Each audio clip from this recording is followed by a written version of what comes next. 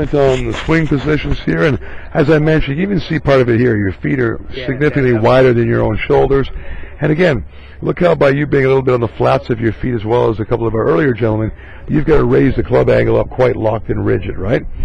So posture's pretty good. Maybe even a little more tilt from your spine, but if you can drop a little more flex into your knees, your arms should hang more naturally. I would suggest you actually even set the club first, the club shaft and club head, so it's flatter and it would point more at your waist, not above that, right? From that position, with good balance on your part and a narrower stance, as we mentioned, much easier position to turn your body and pivot your lower body through. Because the alignment's pretty good, grip's all right too, club's in a squared position behind the ball, and the ball's pretty much middle of your stance, and for an iron, that's pretty solid. So there's some good things here, but the tension, the reaching, and the width to your feet being too wide really is going to make things in a point where you got to recover, right? And again, unless you're hitting thousands of balls a week, it's going to be tough, right? So I would even say with your driver, sure, you want to be, maybe a hair outside shoulder width for that longer length club, but not substantially, right?